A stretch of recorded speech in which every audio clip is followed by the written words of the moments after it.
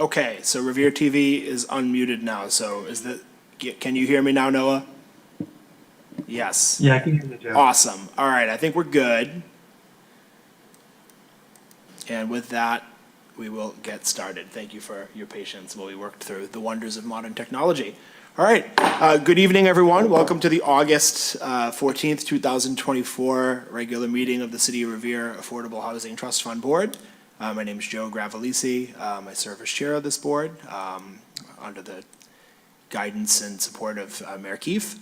We'll begin with attendance. We have both virtual and in-person participants. So if you're virtual, when I call your name, just unmute yourself and say present. So Claire Anzarillo. Present. Hey Claire. Anayo Swecki. Present.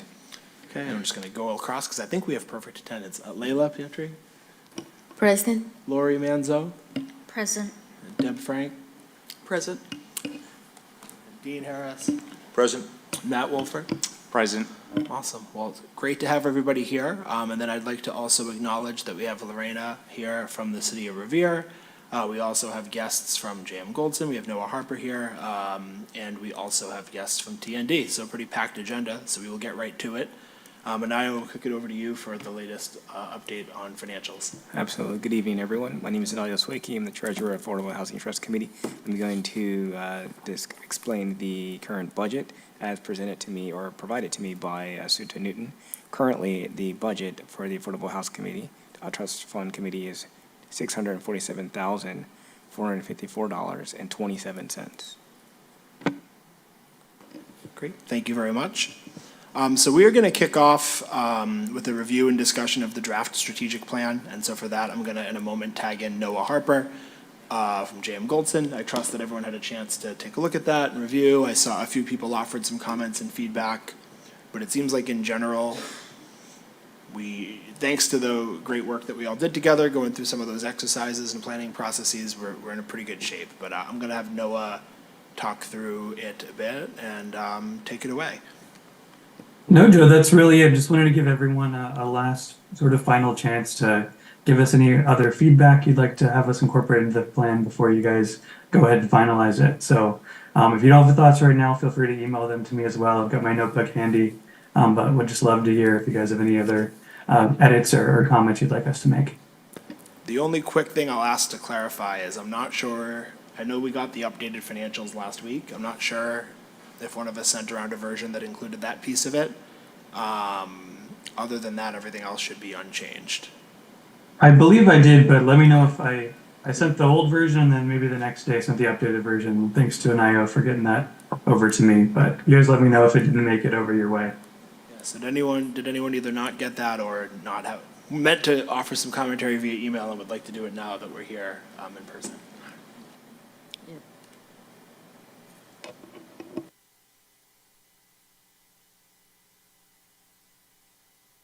All right, well, Noah, maybe if you just want to give like a really quick high level, where the process is, what it looks like, and what the next steps are. Yeah, I think really the next steps are, if there are no sort of like lasting comments, it's for the board to vote to adopt the plan and say like, this is what we're going to work on going forward. Okay. And would it be maybe make the most sense to just give folks the month to review that, or do you need that to be done quickly? Okay. Yeah, we'd be happy to give you guys another month. I want to make sure it got to everyone's inbox, and yeah, I want to make sure everyone's on the same page with the plan. Terrific. Does anyone have any questions? So we'll plan on putting on the agenda for next month the formal adoption of this plan, but do not take that to mean that you have to hesitate to reach out about any proposed changes, questions, alternatives. We'll send it around again today just to make sure everyone has another chance to review it.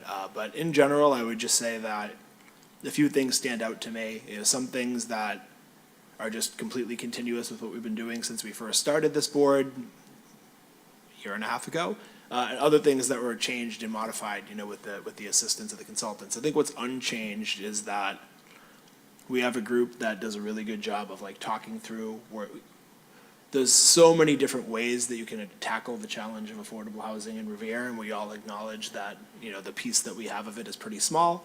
And from the beginning of this board, we've done a really good job of kind of talking through there's lots of different things that we can do that have kind of a small impact, but what is the ways that we can make the biggest impact and that's feasible and realistic for what we can do. And I think that we've done that informally, right, since we started, but I think the formal process of doing that, Noah and the team there put that literally on paper when we did those exercises and wrote out different priorities and broke into our small groups. And so I'm just really proud of the work everyone did on it, and also grateful that now we're going to be able to kind of formalize that. We have some stated priorities, specific goals that have some numbers attached to them, and the beginning is kind of an outline of a budget, which is terrific. And so that'll help not only us make our decisions, but it'll also help those that are going to look to the Affordable Housing Trust Fund for support for projects and kind of view us as an ally in the community. So great work by all, and really appreciative, Noah, of you and your team and the work that you've done this. Thanks, Joe. We appreciate working with you all, and yeah, I'll pass it on to Jen as well. I'm sorry she couldn't be here tonight, and looking forward to the meeting next month. Terrific. I don't think this requires anything more than just a quick mention of it, but Lorena, you can feel free to jump in if there's anything else. But the next quick item to mention is that, as we all know, we've been involved with adding to the affordability component of the condo project at 133 Salem Street, and the lottery is actually going to be held on Monday for the affordable units. Anything else beyond that we need to touch on, or? It's welcome to the public, starting at 6 p.m. So I'll just repeat that for the mic. So the lottery is going to be at, feel free to. Oh, did we? Yeah, why don't we bring that out? So.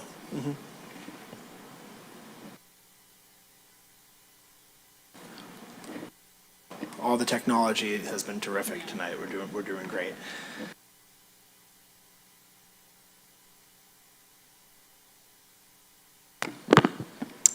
Hi, everyone. Lorena Scalero, Community Development Planner and Conservation Agent at the mezzanine level. So on Monday, August 19th, the lottery for the 133 Salem Street project will take place here in the council chambers at 6 p.m. I just wanted to give a thanks to Matthew Wolfer, who volunteered to help the lottery agent pick the names out. Thank you, Matt. We appreciate that.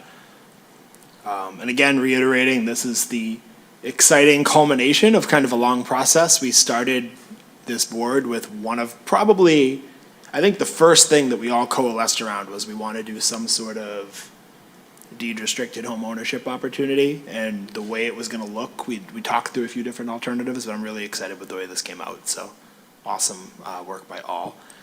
Okay, next on the agenda, we have TND. So they're going to do a presentation on a project they're working on at 110 Ocean Ave, update on the project, some of the needs, and then answer some questions about it. So with that, I'll turn it over to you guys if you want to introduce yourselves, and then I will pull up the slideshow that you sent me.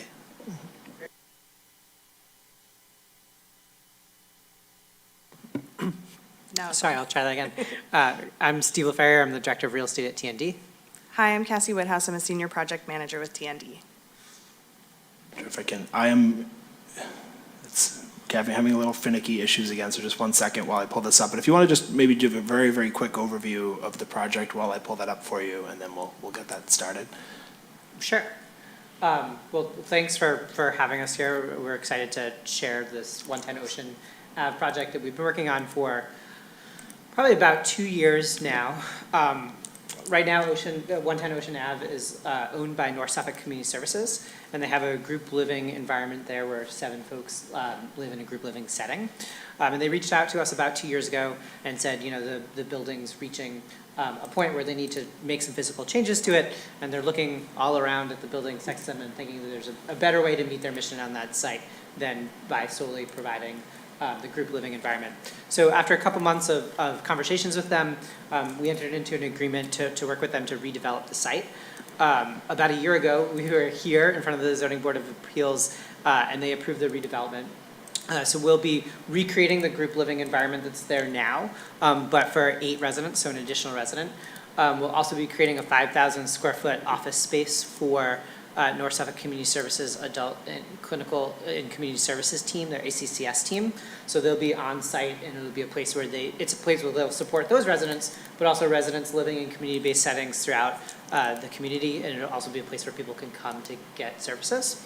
And then on the upper levels, there'll be 48 additional affordable homes, primarily for families. So in total, it'll create 56 affordable homes and a new office space for NSCS. And I think for North Suffolk Community Services. And I think a lot of the folks who will be in that office space are providing services currently to people in the community, but they don't have an office space, and they certainly aren't able to coordinate in the same space with their colleagues. So I think that'll be a really exciting addition. So this, I just put it through on the share screen on Zoom. So this is another thing that in the past we've been able to show presentations that way. So hopefully this is coming through for Revere TV. There we go. Let me just go to full screen. And maybe we can move to the next one. Terrific. Or the next slide. I'll just say, for those folks who aren't familiar with the Neighborhood Developers, we're a nonprofit. We were formed in Why 1978. is it not full screen? Hold on. Give me 1 second. This is driving me crazy. No problem. Okay, 1 second. Continue with the introduction, and then I'll open this up full screen. I think I see what I did. Sure. I was going to say, the Neighborhood Developers is a nonprofit. We were formed in 1978, and we serve the communities of Chelsea, Everett, and Revere. In addition to creating affordable housing, we really do take a comprehensive approach to community development. So many of you have probably interacted with TND. The community building department has been really active in organizing efforts, particularly around Shirley Ave. We have resident services who work with our residents in existing properties, including at 525 Beach and 1 Beach and 571 Revere. And we also have our Connect Financial Services, where we provide a slew of services around both stability and financial mobility. So helping folks with draft applications, English language assistance, et cetera. Okay, and so it should be up now if you would. Great. Okay, terrific. So I think we kind of covered these first 2 slides, so maybe move to the Terrific. third one, and I'll let Cassie take over. Cool. So Steve kind of talked about, if you go to the next slide, the general site, but this is where it is located. So 110 Ocean is part of that Ocean Ave neighborhood that's had a lot of redevelopment, like he mentioned. There's bigger buildings there. It's across from the MBTA Blue Line. There's a pedestrian bridge that carries folks over to the Garfield School in that neighborhood. So that's a really convenient location as well. And these are just some of the other amenities that are right in that neighborhood, as well as being very close to the beach. Next slide.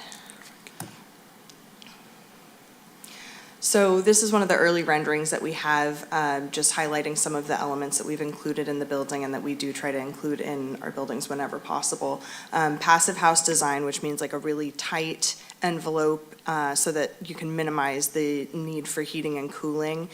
Those efficiencies are created by the design elements that we incorporate. It's going to be all electric, and it is meeting the height of the buildings in the surrounding area while still achieving 7 stories by utilizing cross-laminated timber, which allows us to kind of condense the floor plate in between floors and really maximize the number of homes that we can provide to people at this location.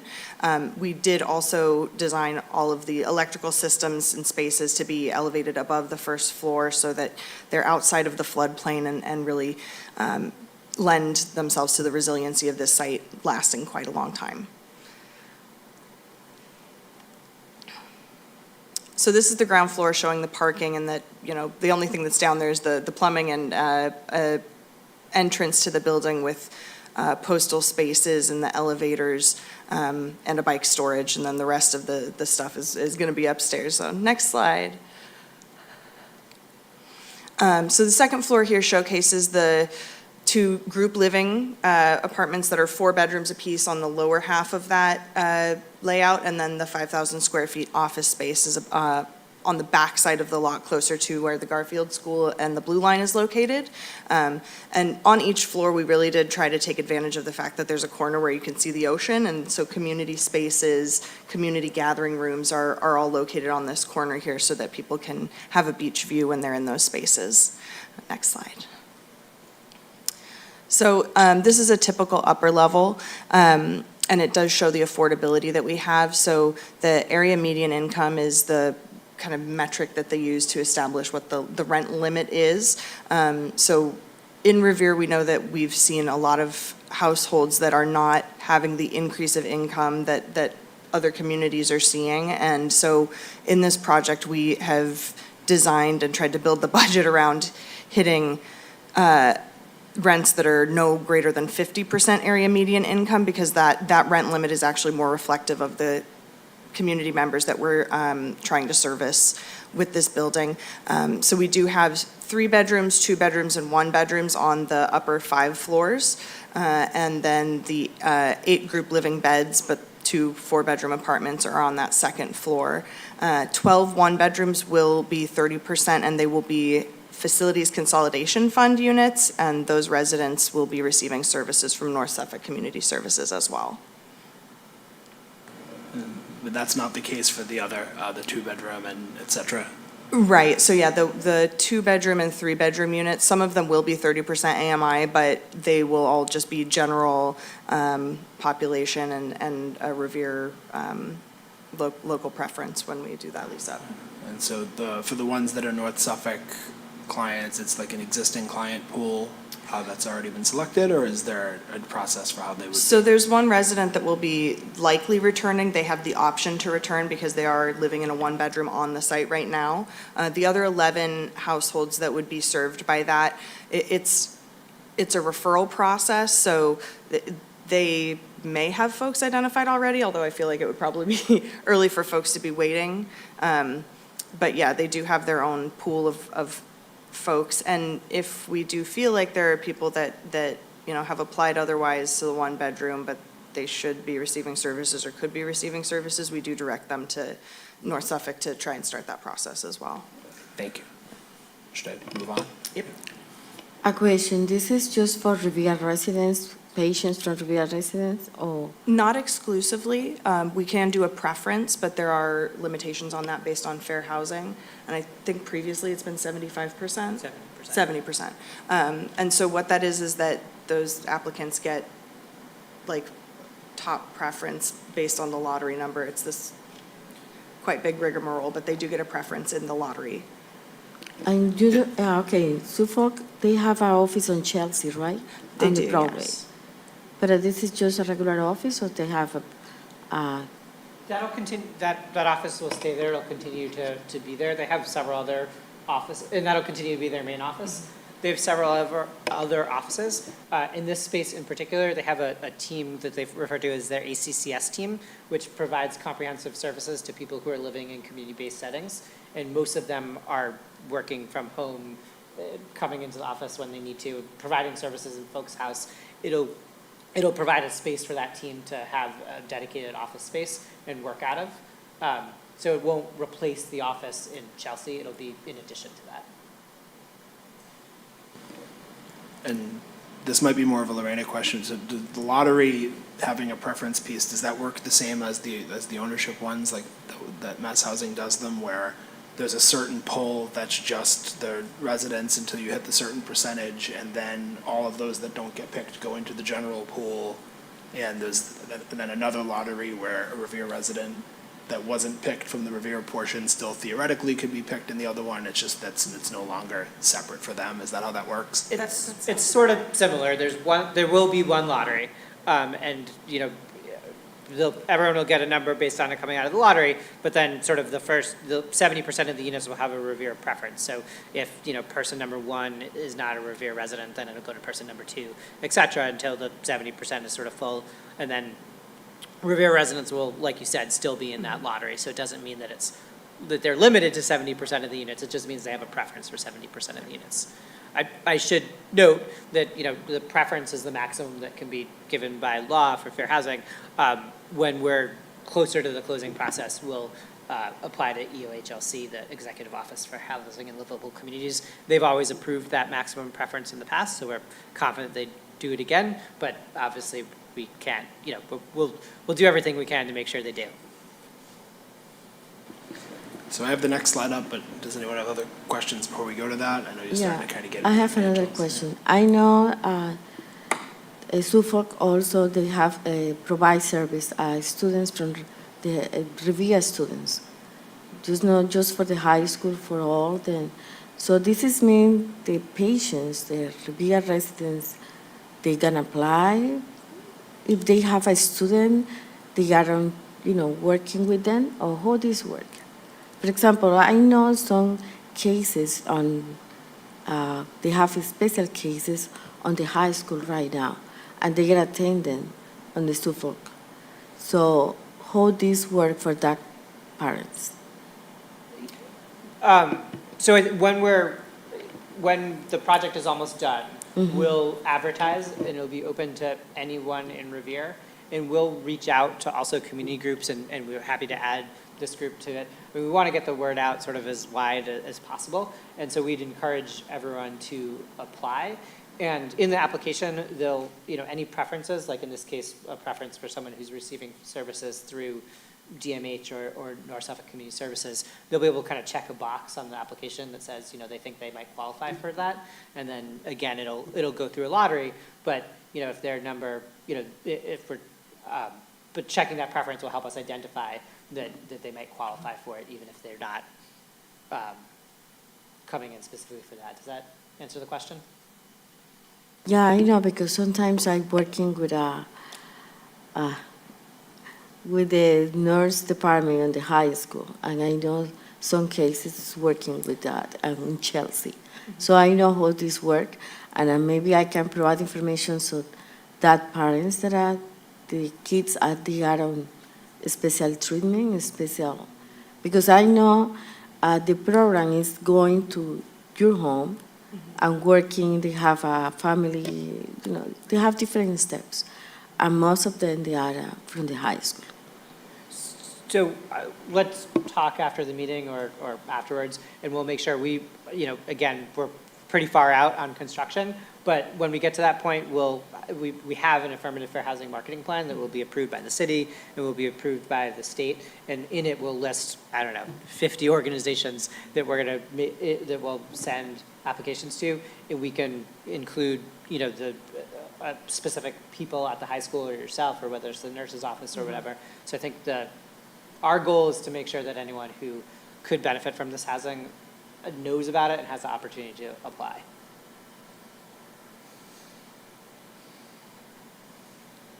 Great. Happy to have other questions, but if not, we can go back to the slides. Yeah, and I'll that's a perfect segue, because I think that's one of the main reasons why we wanted to come tonight. As I said, we've been working on it for a while. We were here almost exactly a year ago talking to the Zoning Board of Appeals and having the project approved. Wanted to make sure that we're getting the word out to you, even though it's really early. Also, it's ironic to be right after the strategic planning conversation, because I think that we've created a lot of affordable housing in Revere in the last few years, and we want to continue to be partners with you to create affordable housing. So we want to make sure that you kind of understand generally the types of projects that we're doing and how you might support this project or other projects in the future. So I think those are both two of the key reasons why we're here tonight. I'm going to cover the last two slides. This one shows the budget. I won't go into it in a ton of detail. I will say the project, we could probably even skip to the next slide. The project, we applied to the state for funding this past winter, and we were awarded funding in May. So the project, as was conceived in August, is sort of ready to go. Cassie was mentioning the design process we were doing during that period, and obviously we're dealing with the same things that every other developer in the world, for-profit and nonprofit, is dealing with in terms of cost increases and interest rates. So right now we've got about a $750,000 gap. We're looking to a bunch of different sources to close that gap. We might come back to you to help us leverage some of those sources that would help us close that gap. There's no specific ask tonight. I'm sorry, could you repeat the number? I didn't hear it. Right now it's about a $750,000 gap.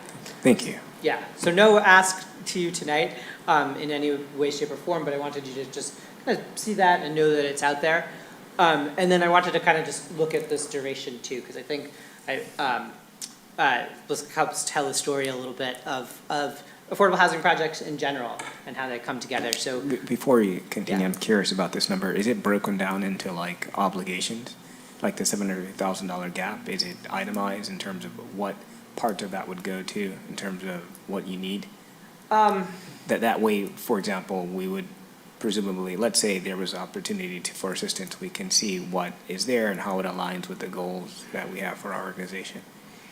yeah, I mean, I think we could, I don't have this in front of me right now, but I mean, I think we have the budget that we submitted to the state in December when we applied for funding, and we have sort of the cost increases from there. And, you know, and we could go into a more in-depth conversation over, you know, what's driving those and et cetera. But I think in general, again, if we were to come to and ask in the future on this project or another project, I think what we would say is really it's you know, it's the entire project cost, it's the nuts and bolts, but it's also the, you know, construction and loan interest and paying professionals and et cetera. And it's really creating the 56 affordable homes in general that, you know, cost a lot of money. Overall, it was on the last slide that was up there, it's about a $40 million project, and that includes acquisition and the commercial space as well as the 56 affordable homes. And so that breakdown of what the sources and uses are was on that slide that I pulled back up, if you wanted to show it, so everyone can sponge that in a bit, and I'll be sending this around to take a look. So I know this isn't a full, you know, line item by line item, but this hopefully gives kind of some insight into. So this is Yeah. what the gap is. Yeah, it's cut off because of the way the screen is, so if we're seeing the entire slide, it would say that. I don't know if there's a way to like. Yeah, I don't know if, so this is Revere, whoever's controlling the Revere TV Zoom. If you could full screen this, that would be super helpful. And you can kind of, you can sort of read the top half of the totals. There's Perfect. still a little piece that's underneath that makes it clear. Yeah. But, I mean, you can kind of do the math yourself, I guess, on that piece. There you go.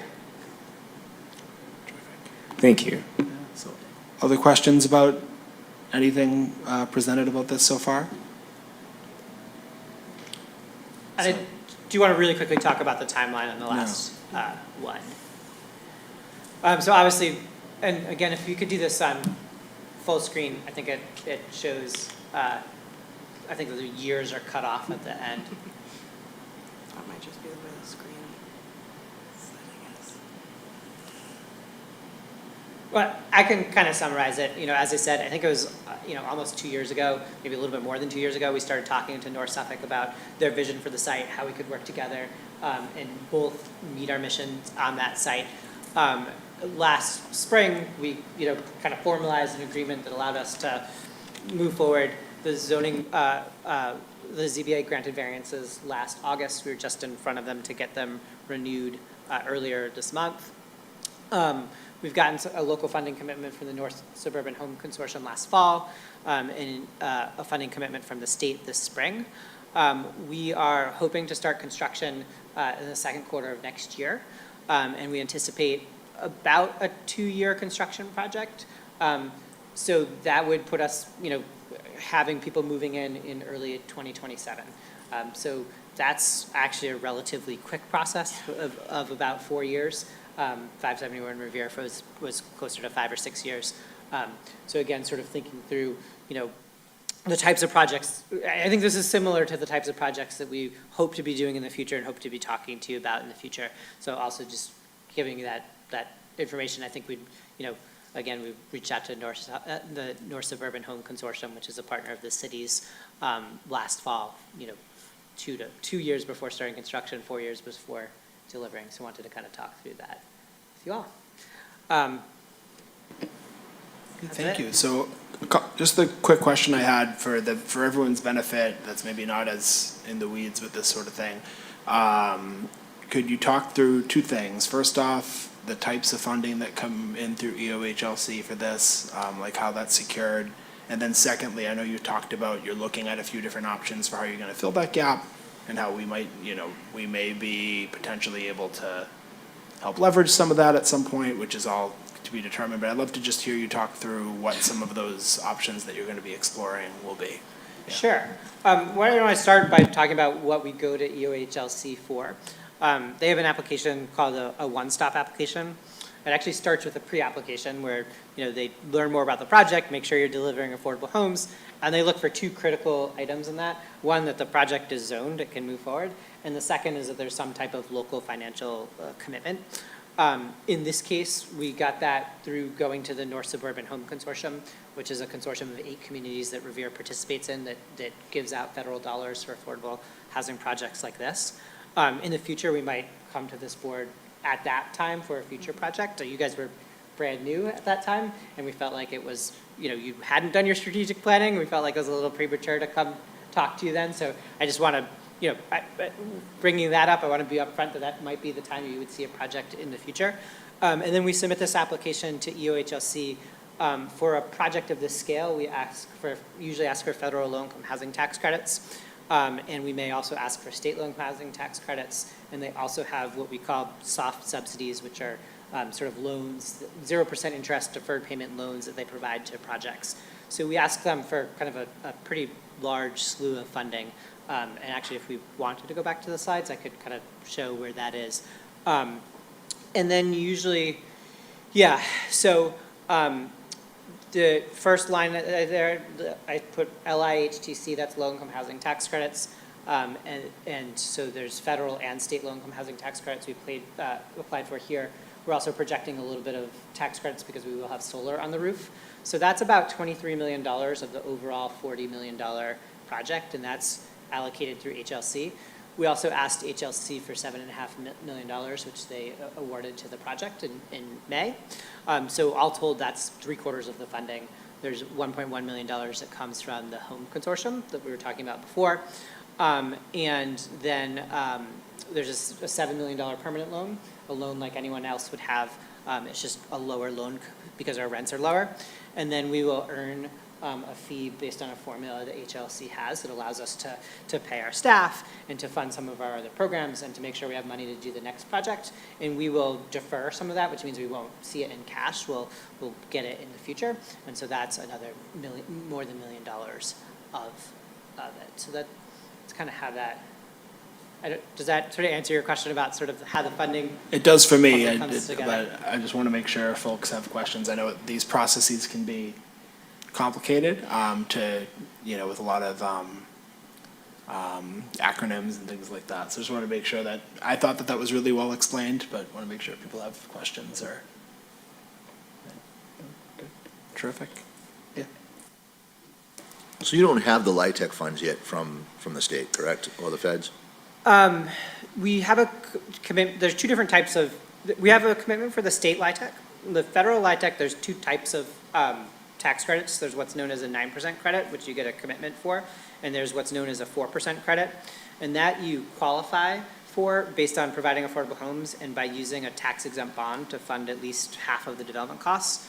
And actually the tax exempt bond is the piece that is slowing down construction start right now because the state has used all of their 2024 tax exempt bond capacity, and they're starting to map out their 2025 tax exempt bond capacity. So there isn't really like an award of tax credits for the 4%. So we wouldn't have that at this stage, but we sort of have everything else and they're clearly committed to it. We just need that tax exempt bond that will qualify us for it, if that makes sense. Right. Well, from what I understand, there's a line for that. It's full, and UHLC is hoping to do more and more deals, smaller base, 30, 40 units without any LIHTC at all, which is really difficult to do. But that's, so the timeline in your eyes to get the financing done? Yeah, so I think that is the issue, right? So the state has spent all of the 2024 volume cap, so there'll be no more tax exempt bonds in 2024. I had a conversation with someone in Mass Development last week about this. They're actively kind of like figuring out what are the 2025 projects. We're advocating for this to be in it. Obviously, it's got all of its funding lined up. It's got its zoning lined up. It's shovel ready. Sure. They haven't committed, as far as I know, they haven't committed to any projects for 2025 yet. So I think the question will be, will we get 2025 volume cap? In which case, I think we'll start construction in the second quarter. If they say no, I can't imagine a world in which we don't get 2026 because we're clearly in that line. And then we'd have to wait until the following January to start construction. I mean, in my opinion, that, you know, if you've got a $40 million project and you're at, you know, 39,250, and there's a gap there, that it would make sense for something, for us to contribute somehow. I mean, that's something for us to deliberate on, so I don't see that's out of the realm. I just think it's amazing now. I think you break it down, if you take the community space out of it, but if at 56 units at 40 million, you're at like $715,000 per unit, and then you question, why not just buy everything in the city that's under 700,000 and turn it affordable before you start building? Like even the 133 Salem Street, right? If all the units there are 500,000, you know, if you bought all the units that were there, all 60 of them at 500, you're only at 30 million, and you save 10 million, and you've got, you know, more units affordable than are being created. You know, that's just outside different thinking. No, but I first of all, I should say, if you take the commercial out, the total development cost starts with a 6, not a 7. It floors me. I've been doing this for 20 years, and I remember when I started at T&D 9 years ago, and we were proud we never had a project that had cost more than $300,000 a unit, and now, you know, it's standing in front of you 9 years later, and it's twice that. I mean, the Globe did a story in January that talked about all housing being there. So I think that is a reality that we're all dealing with, and that's what gets that tax exempt bond issue at the table. I mean, that's why it's here. I would say the other thing that we're doing that, you know, we weren't planning on talking about today is we're really actively doing exactly what you said. We see, again, talking with our community building folks and just talking with folks in the community, we see one of the biggest concerns that people have is displacement. And we see that often happening when landlords who've owned properties for a long time and have decided to keep rents low, maybe to keep tenants in, whatever. They choose to sell the building. Fair market value, I mean, I got another property that went on the market last week in Chelsea, and like 3 times in the marketing materials it talks about how they should increase rents, and I think that's the only way they can justify these asking prices. So we are actively engaged in trying to purchase the naturally occurring affordable housing that exists in the city, because I think you're absolutely right, from a cost perspective, that's a more efficient way to do it, and it also is really individuals who are at risk of being displaced. And I think people would be amazed at I know you mentioned that the units would be for people that, 50% median income and lower. And for our area, for those that don't know, you know, if you're a one-person household, it's at $57,000 at 50% of the median income. 2 people, you're at $65,000. For a 3-person household, you're at like $73,450. So it's still a really high number. If you said, you know, people between 30 and 50 for these particular units, and 0 to 30 over here, or however you want to structure it. So whatever your mix is. So it's still people that are out there working and making a lot of money. So it's good, and I think if, you know, there's a short number to make up, that it wouldn't be unreasonable, in my opinion, to contribute to get it done. Yeah, thank you for that. I'll add to that. Tax credit units in general are usually at 60% AMI. We've watched AMI, again, being area median income. We've watched that area median income over the last, the area is defined as about 100 communities stretching out to Weston. We've watched that number in the last 4 years just explode in a way that I don't think is as Cassie mentioned, we've seen as, it just hasn't happened in the same way in Revere. So we specifically in our application to HLC said we don't want to have the units at 60%, we want them at 50%, because that's where people living in Revere are. And I think that, you know, that increases the mortgage capacity or decreases the mortgage capacity that we have. So I think we're really committed to that, because we're trying to build these for Revere residents, and we're thinking about making sure that people aren't displaced from the community that they're living in. But that is, you know, that's one way, that's not the way we want to do it, but that's one way we could solve that gap, for sure. For sure, and to get on my, you know, soapbox a little bit, that's one of the real problems and challenges with the fact that we live in a metro region that's so economically segregated, you know, where you have really, frankly, a small number of communities, and Revere being one of them, that's at least doing something to, you know, pull its share of trying to have some semblance of affordable housing and some construction come online, and a number that have really just done nothing. And you see the severe stratification between certain communities inside 128 and others that, you know, have a very different socioeconomic mix, but we're all defined by the same area median income for these affordable projects. And also, we're all part of the same, region. We're one region when it comes to the boom and bust of, the economy. And when you see economic growth and you see demand to live in the region, that squeezes everywhere. But obviously, the specific squeeze on the people that are most at risk is felt where those people live, right? And so that's places like Revere and places like Chelsea. And that's why there is such a need. I'm as much of, an evangelist as anyone for just in general, we need more construction of all kinds, but I think for the reason why there needs to be this really specific focus on these, percentage of AMI in a place like Revere is exactly for that reason. It's kind of in that short term, these are the people that are feeling the most squeezed by the circumstances that we're facing.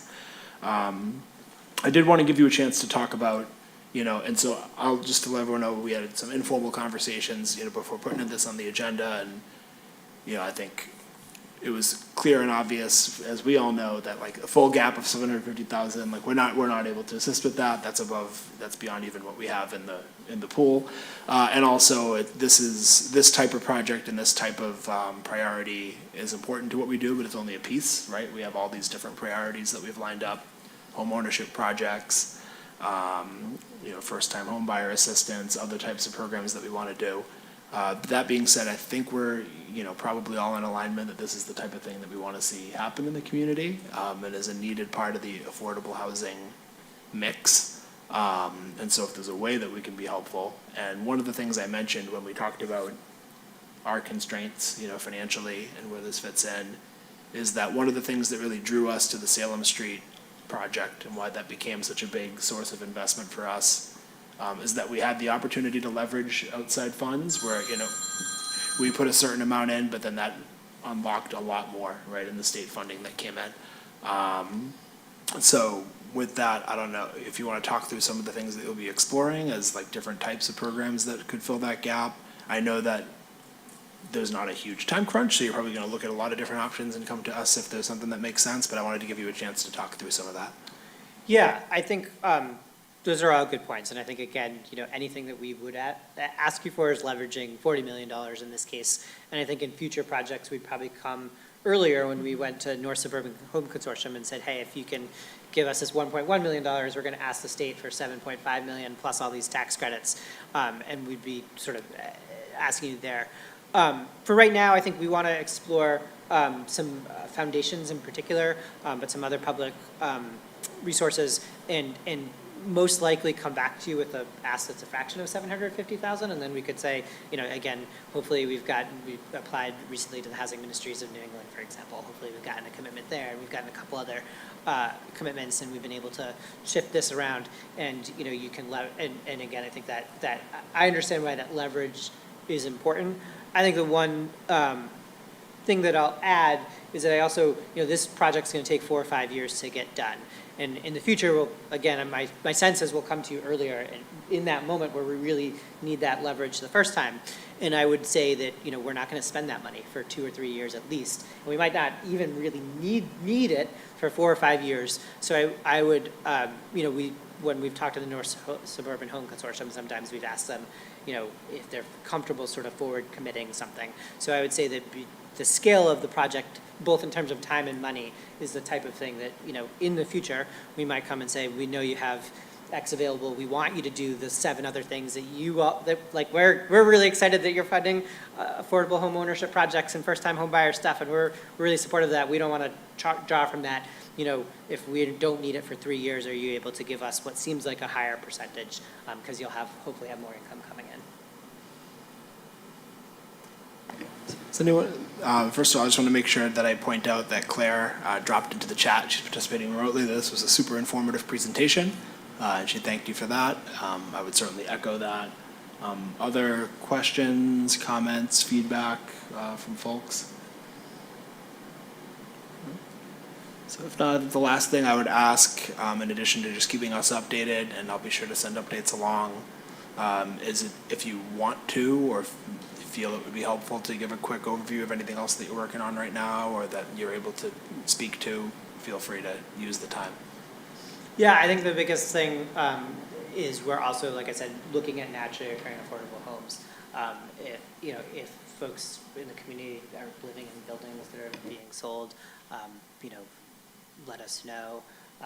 We're also, I think we've been working a lot with the TDI partnership in Shirley Ave about exploring what are some, I think we've seen a lot of new development that's been market rate and primarily aimed at individuals. We'd love to do, one of the things we love about this project is that it's so close to Shirley Ave and that it's focused on families, and it just brings a complement to us. So I think there's nothing like in particular sort of on the drawing board at the moment, but I would say that we're spending our time as a staff focusing on naturally occurring affordable housing and on creating a family affordable housing in the Shirley Ave area. And so hopefully we'll have some opportunities in those two realms to talk to you about in the future. Thank you. And I also believe this is an outstanding, very informative conversation. The only question I have is timeline. In one of your slides, do you have a very detailed timeline of events? And where would we fit, either above, in between, or behind that timeline? Do you mean in future projects or in this one?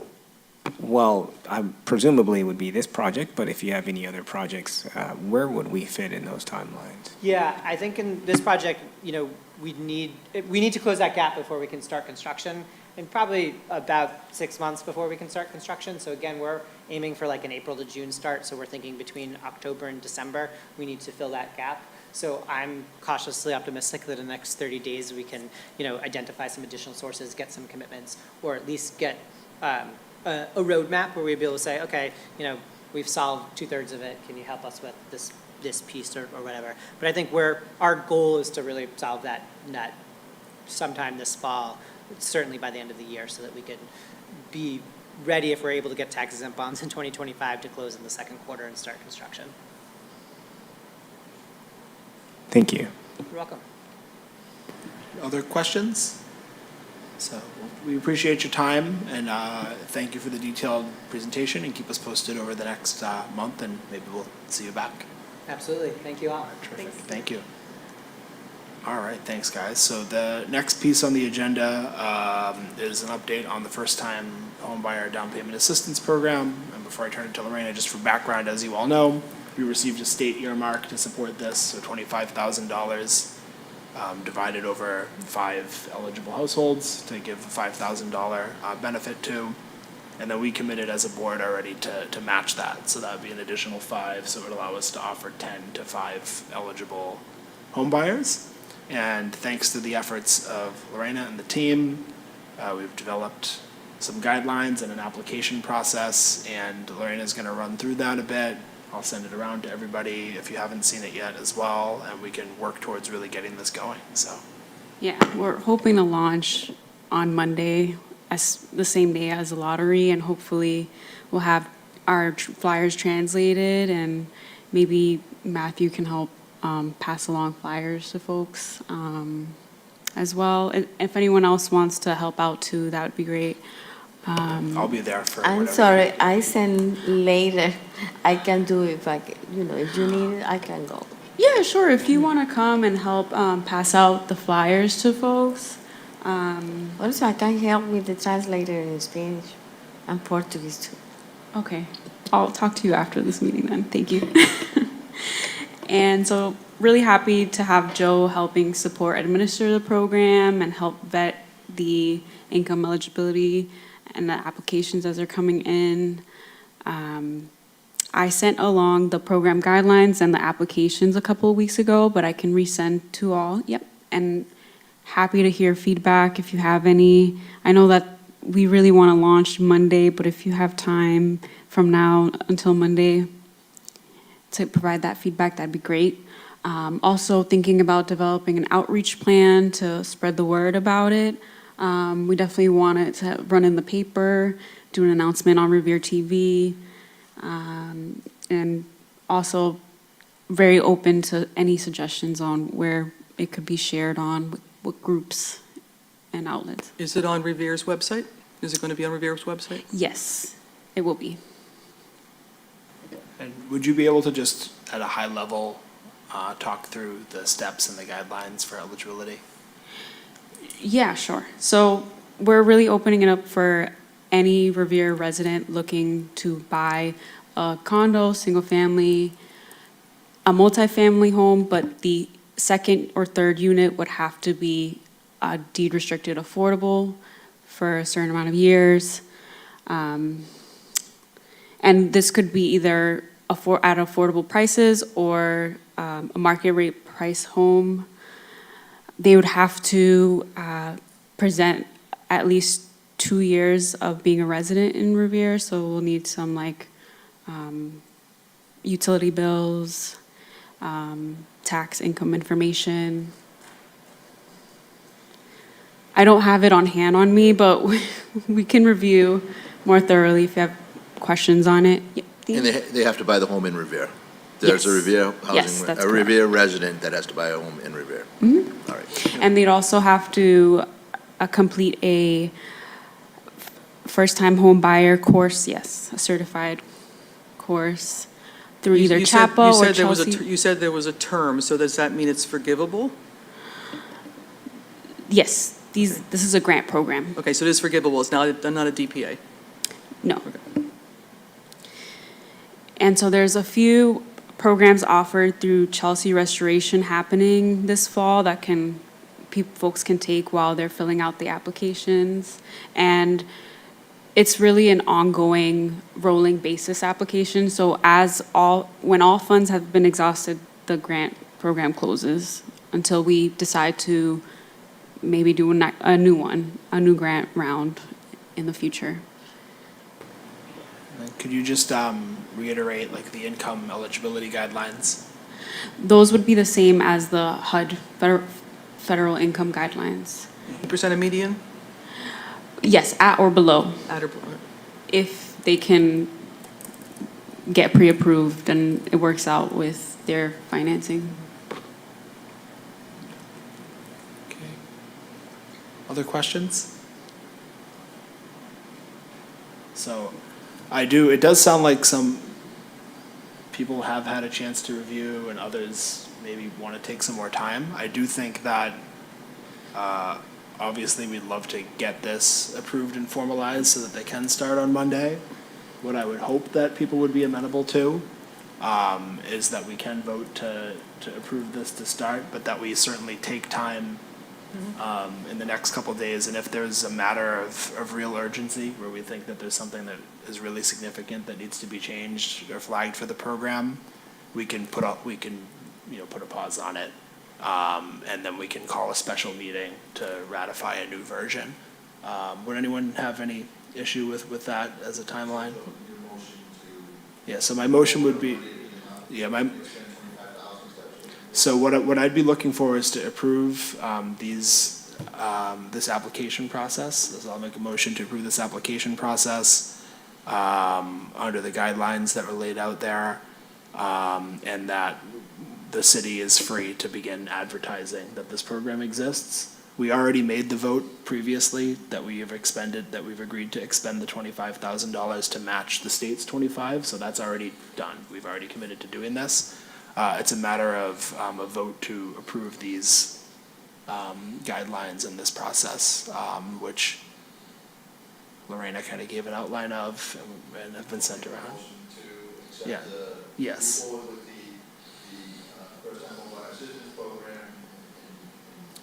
Yes. Yes. So I will make that motion. Do I have a second? All in favor? I second. Thank you, Claire. Thank you, Claire. All in favor? Aye. Yes, Aye. And any opposed? yep, What? yes. You're No, approved? it's that one, right? It's. Yes. everything- Yes, Yeah. okay. So any opposition? No? Okay, seeing none? So moved. So we'll denote that for the record. And I'll make sure that everyone gets the most updated copy of it, although it seems like folks have it. If you have any questions, just try to look through, flag them immediately between now and Monday. But otherwise, we look forward to really launching this. Please feel free to reach out, not just to Lorena, but me. So I'm going to be taking a few hours a week formally, outside of my duties here to also help with administration of this program. So I'll be coming into City Hall to help with that on a part-time basis. So you can direct queries to me and also flag places that we should be advertising and marketing this. You know, obviously we know about the usual places, we know about the Revere Housing Coalition, getting things out to the schools, things like that. But please reach out, and that also goes for members of the community as well, maybe participating. Okay. Other questions about this program? Great, so I certainly encourage anyone who wants to be there on Monday at the lottery to do that. First of all, just to celebrate the culmination of that process, but secondly, we'll be able to help really start really kicking off this program and this project. So terrific. Thank you. Any other questions, comments on this? Okay. So the other quick thing I'm going to mention, and I'll let you if you want to add anything, is we're continuing to move forward with the process of disposition of city-owned and tax title properties. An RFP has gone out for brokerage marketing services, and so do you want to add anything to kind of where we're at? Yes, we received 2 proposals, one from Linway Group Associates and the other for Broad Sound Real Estate. So we're in the process of evaluating both proposals, and once we've completed those evaluations, procurement will open the technical price proposal, and we'll decide from there whether we want to award the successful bidder. Yeah, so, any questions about that so far? Yeah, and so then basically once we have that, once we've moved forward with that process and have a bidder and have someone to do some of the marketing and brokerage services, that'll allow us to move forward with trying to find someone who wants to come in and use some of these properties with a really strong preference for affordable housing development. So we will be involved in that process moving forward as to kind of how that looks. And also that's something else I'm gonna be involved in and supportive of through the city. So you can feel free to flow questions through either one of us for that. But I will keep you all posted once that RFP process is moving forward. Anything else to add on this piece? No, but I did have 2 quick updates Yes. on our SHI, on our Excellent. subsidized housing inventory. The first is that 250 Broadway, Dean, you might know, as this applies to 40 of voucher holder households living in 250 Broadway. So 40 of the units are expiring, the deed restrictions are expiring at the end of this calendar year. Originally, there were 59 publicly assisted units at 250 Broadway, and these were serving extremely low and very low income families. But since then, in 2020, Mass Housing and the property owner signed a disposition agreement, which I'm still trying to figure out what that means, but they're preserving 19 units as affordable for the next 20 years. And so I'm working with our housing consultant, Liz Russ, to make sure that they will be preserved for the next 20 years. And the Home North Shore Consortium has transferred over 9 units, and they transferred over the covenant holder rights to us. So we'll be updating our SHI to add those 9 homeownership units. They're at, some of them are on Pitcairn Street, Revere Street. I forget the other address, but it's a good thing that at least we were losing some, but we're adding more to the SHI. Thank you for those updates. Any questions about either of those updates? Terrific.